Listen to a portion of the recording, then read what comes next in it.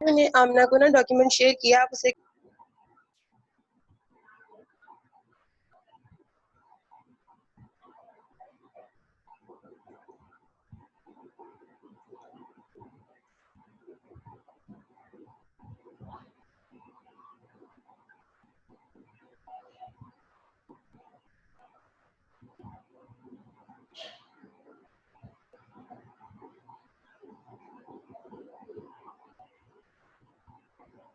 Just start करूं।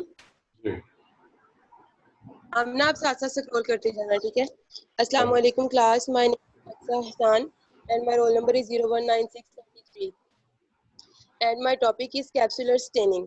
ये actually मेरा और जो है वो मेहताब का टॉपिक है और हम दोनों इसे एक्सप्लेन करेंगे। सबसे पहले इंट्रोडक्शन देख लेते हैं।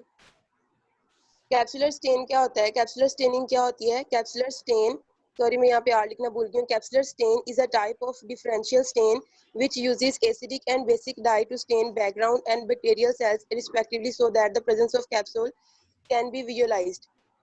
यानी कि क्या होता है कि हम कैप्सुलर स्टेनिंग क्यों यूज करते हैं। ये एक डिफरेंशियल स्टेन है। सर ने हमें बताया था सिंपल स्टेनिंग और डिफरेंशियल स्टेनिंग का। सिंपल स्टेन में हम एक स्टेन बेसिकली यूज करते हैं और डिफरेंशियल स्टेनिंग में हम मोर देन 2 और मोर स्टेन्स जो है वो यूज करते हैं, ठीक है। इसमें हम एसिडिक और बेसिक डाइज यूज करते हैं डिफरेंट। तो बैकग्राउंड को और बैक्टीरिया को जो है बेसिकली स्टेन किया जाता है और जो कैप्सूल होता है उसको वो बेसिकली स्टेन नहीं होता, ठीक है। तो वो एक मतलब क्लियर जोन की फॉर्म में वो हमें नजर आता है। आमना ऊपर करना।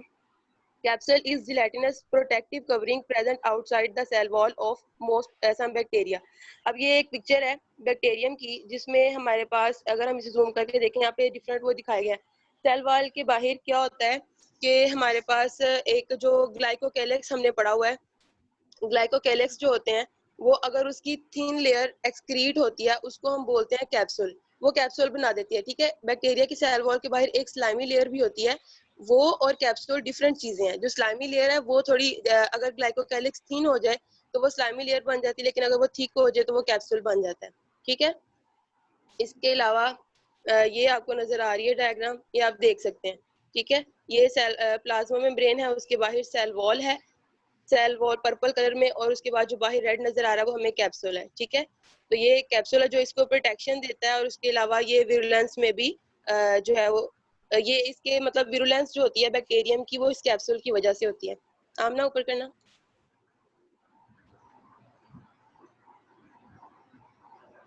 Capsule is synthesized in बस capsule is synthesised in cytoplasm and is secreted to outside. अब ये होता क्या है कि जो कैप्सूल है ये साइटोप्लाज्म के अंदर जो है वो सिंथेसाइज होता है और वहां से सिंथेसाइज होकर ये एक्सक्रीट होता है बाहर, ठीक है। बाहर सिक्रीट हो जाता है और फिर ये बैक्टीरिया के पूरे बैक्टीरियम के जो है वो सराउंड कर लेता है। ये कैप्सूल पॉलीसेक्राइड से मिलके बन सकता है, पॉलीपेप्टाइड्स या ग्लाइकोप्रोटीन वगैरह से मिलके बनता है। डिफरेंट बैक्टीरिया में डिफरेंट टाइप से ये बन सकता है, ठीक है। उसके अलावा capsules are associated with virulence in several microorganisms including Streptococcus pneumonia and Neisseria meningitidis। इसके अलावा क्लेब्सेला है, साल्मोनेला है, वो उनके अंदर भी आ जाता है, ठीक है। उनके अंदर भी कैप्सूल प्रेजेंट होता है जो उनकी विरुलेंस के लिए जो है उसमें हेल्प करता है। Because capsules resist phagocytosis thus evading host immune system. अच्छा, ये क्या करता है कैप्सूल विरुलेंस में कैसे हेल्प करता है कि इनके अंदर जो जो कैप्सूल होता है ये इसके ये फेगोसाइटोसिस को प्रिवेंट करता है, ठीक है। ये फेगोसाइटोसिस नहीं होने देता जिसकी वजह से हमारे व्हाइट ब्लड सेल्स या हमारे इम्यून सिस्टम के जो सेल्स होते हैं वो क्या करते हैं कि वो इसको फेगोसाइटोसिस उसकी जो है वो इसको इनगल्फ नहीं कर पाते और ये इम्यून सिस्टम को जो है वो डिस्ट्रॉय करने का बाइस भी बनता है। लेकिन इसका जो फेगोसाइटिक मैकेनिज्म है वो अननोन है कि ये कैसे प्रिवेंट करता है, ठीक है। लेकिन कुछ जगह पे लिखा हुआ है कि जो व्हाइट ब्लड सेल के ऊपर या न्यूट्रोफाइल्स के ऊपर जो वो होते हैं ना रिसेप्टर्स होते हैं जहाँ पे इसने अटैच होना होता है बैक्टीरियम में, वो रिसेप्टर्स जो है इसके लिए रिसेप्टर्स या उसका पैटर्न चेंज हो जाता है। यानी कैप्सूल के ऊपर क्या होता है कि कैप्सूल उस रिसेप्टर्स के ऊपर अटैच नहीं होने देता जिसकी वजह से फेगोसाइटोसिस होती नहीं है। तो ये एक मैकेनिज्म पड़ा था, वैसे वहाँ पे कुछ जगह पे ये भी लिखा हुआ था इसका मैकेनिज्म अभी तक अननोन है। उसके बाद हम देखेंगे इसका प्रिंसिपल। बैक्टीरियल कैप्सूल जो है ये नॉन आयनिक होते हैं, ठीक है ना। ये पॉजिटिवली चार्ज होते हैं या नेगेटिव चार्ज होते हैं।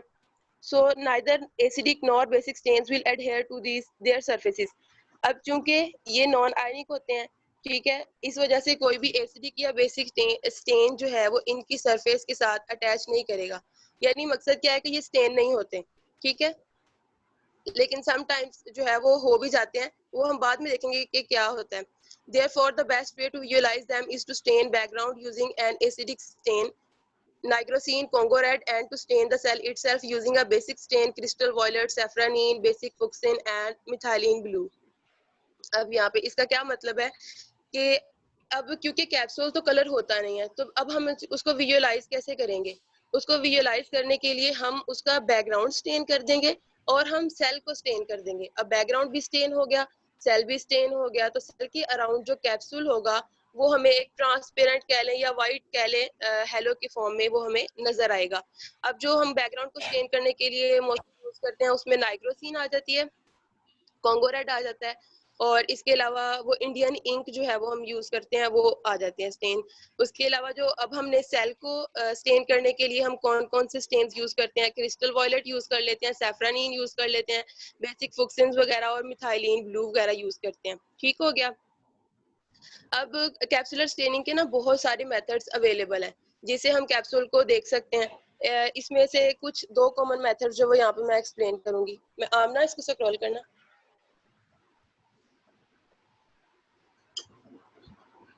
हाँ बस नीचे करना, थोड़ा सा नीचे आना, थोड़ा सा और नीचे करना, नहीं ऊपर, सॉरी ऊपर। इसमें ये पहला मेथड आ गया ना, पहले इंडियन इंक ए मेथड पहले आना है, इसको नीचे आने दें, नीचे आने दें इसको। इंडियन इंक जी, बस यही था। सबसे पहले इंडियन इंक मेथड है। In this method two dyes हम यूज करते हैं इस मेथड में, क्रिस्टल वॉयलेट और इंडियन इंक। ठीक है। Capsule is seen as a clear halo. Halo को समझने के लिए सिंपल सी बात ये है कि जिस तरह हम सन वगैरह देखते हैं उसके हमें साइड पे लाइट कलर का जो है वो एक सर्कल नजर आता है, यानी ट्रांसपेरेंट सा एक नजर आता है। इसी तरह जब हम बैक्टीरिया को देखते हैं जिसके अंदर कैप्सूल होता है, उसके अराउंड भी ना एक क्लियर सा हमें जो है वो रीजन नजर आता है, उसको हम हेलो बोलते हैं। ठीक है। अब जो कैप्सूल है is seen as a clear halo around the microorganism against the black background. अब इसमें यहाँ पे वैसे मेंशन किया हुआ है ब्लैक बैकग्राउंड, लेकिन जरूरी नहीं होता कि हर दफा ब्लैक बैकग्राउंड ही हो, बल्कि और कलर्स के भी हो सकते हैं, लेकिन डार्क कलर। इंडियन इंक जो है बेसिकली वो एक डार्क कलर जो है वो स्टेन है। ये मेथड जो है वो हम यूज करते हैं मोस्टली क्रिप्टोकोकस को देखने के लिए। ठीक है। लेकिन जब हमने इसका प्रोसीजर बताना वहाँ पे हमने जो है वो क्लेब्सिella हम यूज करते हैं क्रिप्टोकोकस की जगह पे। वैसे क्योंकि डिफरेंट जगह पे डिफरेंट